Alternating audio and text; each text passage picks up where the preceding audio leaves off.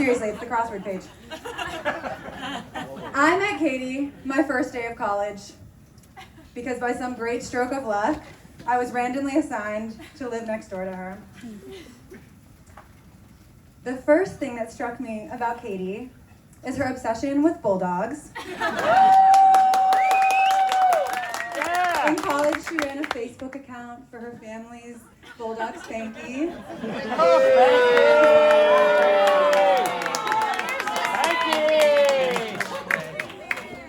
The second thing that struck me about Katie was her refusal to wear winter coats.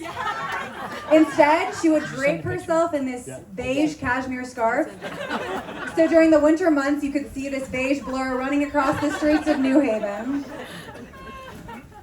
And the third thing that struck me about Katie was her radiance. Katie makes everyone around her comfortable and confident, and I found myself always wanting to be around her, like a plant angling itself towards sunlight. That's so cool. And that's because Katie is the sun. She brings warmth and light everywhere she goes. Let me elaborate. Katie makes life brighter. Her unique and fabouche vocabulary injects fun into everyday language. And in college, Katie would dress up as SpongeBob or a Narragansett beer can on a random Wednesday, reminding us that every day was an occasion to celebrate. Katie is also generous with her light. She loves making other people feel special, whether trudging in the snow to pick up a birthday cake from my favorite bakery, Claire's, for the New Havenites here, or flying across the country to surprise a friend for her 25th birthday. And lastly, Katie chose a career, as mentioned earlier, that allows her to share her light with the greater community. When Katie worked at a juvenile justice lab in San Francisco, she would ride the bus for 2 hours to see her young clients, all the time with her classic Katie warmth, or always with her classic Katie warmth.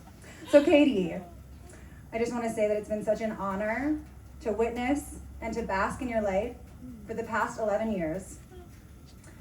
And truthfully, I didn't think you could shine any brighter until you met Ryan. I was actually living abroad when Katie and Ryan met, but I was unintentionally present from the beginning.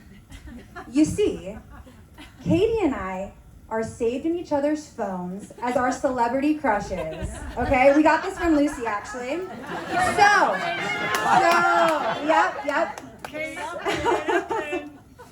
So, in my phone, Katie is saved as Michael B. Jordan, right? Yeah.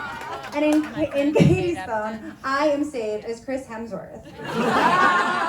So, when Ryan and Katie, when Ryan and Katie first started dating, I'm Chris Hemsworth, Steve.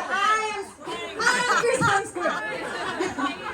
So, when Ryan and Katie first started dating, Ryan saw texts from me and assumed he was competing with Thor for Katie's affection. Understandable. Ryan, however, if you had read the text, you would have been like, why is Chris Hemsworth always texting Katie about The Bachelor? And then you would have realized you were mistaken. But even if Chris was in the mix, he would not have stood a chance. Because Ryan not only appreciates Katie's light, but he reflects it back to her. Ooh, even I got chills from that one. Okay. Yeah. I'll end with a story. Two years ago, during the holidays, Katie and Ryan both got COVID, thus thwarting their holiday plans. Or so I thought. Because then I received a text from Michael B. Jordan, with a photo of Katie and Ryan all dressed up for a 2-person New Year's party.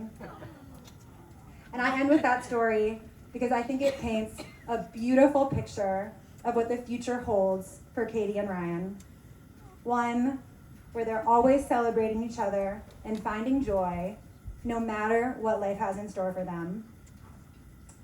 So, with that, my fellow beans, please join me in raising your glasses to Katie, to Ryan, Great job. and their brilliant future. Well done. Excellent job. Excellent. Round of applause to Cass.